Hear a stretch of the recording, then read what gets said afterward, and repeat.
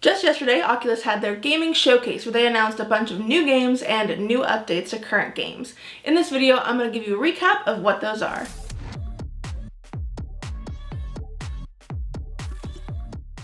First up, let's start with the brand new games coming to the Oculus store. One game I'm really excited about coming out is Carve Snowboarding. This snowboarding game is brought to you by the makers of 1080 Snowboarding, which is a Nintendo 64 classic.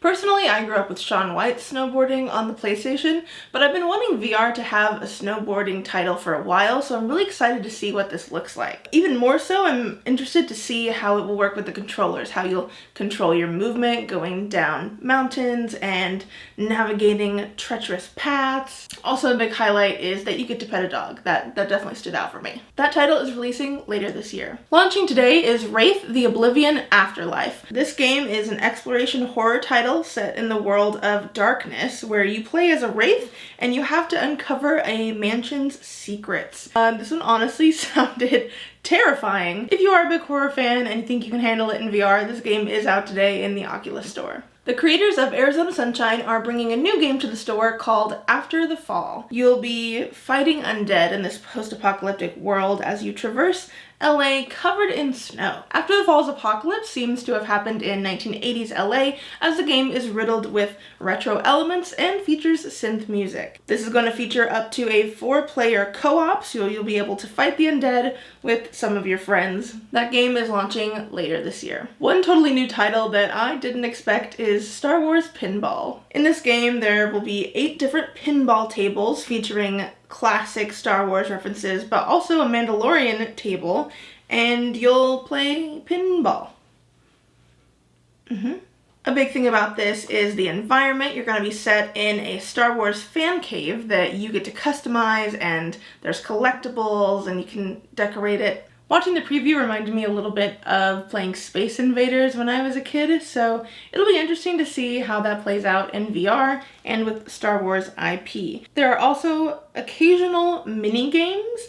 Not sure what that means, not sure what that entails. This game comes out April 29th. Next up is a sequel to one of my favorite VR games that I talk about in my top 5 VR games video. If you want to check that out, I will link it in the description below. This game is I Expect You to Die 2, The Spy and the Liar. You'll have to put on your thinking cap as an agent and do your best to escape with your life. After dying and failing many times before, of course. I really do love the environments of both the first game and what we see in the trailer here for the second, and I'm excited to see how their puzzles will look in the sequel. This game is coming out later this year, and I'm very excited. Another sequel coming out is Lone Echo 2. A lot of people were hoping the sequel would come out on Quest 2 as well, but it looks like it will just be for Rift S. So if you have a Quest 2, you'll need a PC and a link cable to play this game. For the sequel, it sounds like you're going to return to the rings of Saturn, explore an expansive zero-G world, use high-tech tools, and uncover mysteries of the far future. Lone Echo 2 is coming out this summer. Next up, we have the first ever Oculus Quest 2 exclusive game, and that's the VR reboot of Resident Evil 4. This survival horror game was originally on the GameCube in 2005, so we're seeing this VR reboot 16 years later. This game was originally in third person, but now it is in first person for the VR perspective. I know some changes have been made, like first person view, for example, but then they also said that character animation was going to remain the same, so it'll be a mix of elements new and old in this reboot. Resident Evil 4 is coming out later this year. Now let me tell you about some exciting updates to current games. The Climb 2, which released not that long ago, is introducing their Freestyle expansion pack. This pack will be added in 2 parts for a total of 12 levels being added. There's going to be no checkpoints on these levels, and completing the levels without chalk will get you bonus points. I'm most interested to see the rhythm-based climbing levels. I think that they'll offer something different to this game. That expansion's coming out today and is totally free. The Walking Dead Saints and Sinners is also offering a free update called Aftershock. If you're not familiar with this game, it's set in the world of The Walking Dead, and you will be fighting the undead in New Orleans. It's a free roam survival horror adventure. I'm not exactly sure what all the update includes. It looks like it's adding more gameplay to the base game. The free Aftershock update is coming out May 20th.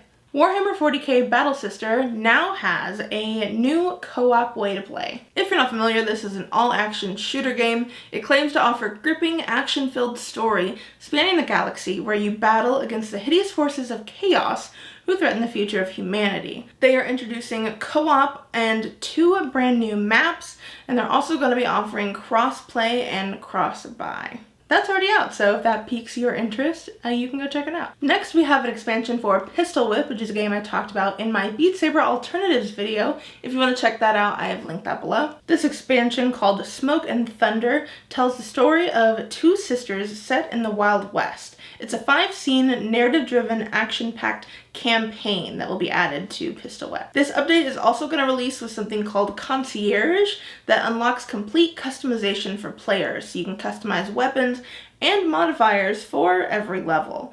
That's going to be coming out this summer. Another game adding more gameplay is Star Wars Tales from the Galaxy's Edge. They're going to be expanding the main narrative with a part 2, and that'll be really interesting to see how that plays out. Players can also look forward to the addition of a new character, Doc Ondor. They also promise to add 2 more tales. I'm interested to see what these 2 new tales will look like, if they're going to be free or paid, how long they're going to take. We'll just have to wait and see until that comes out later this year. And those are all the announcements made in the Oculus Gaming Showcase this week.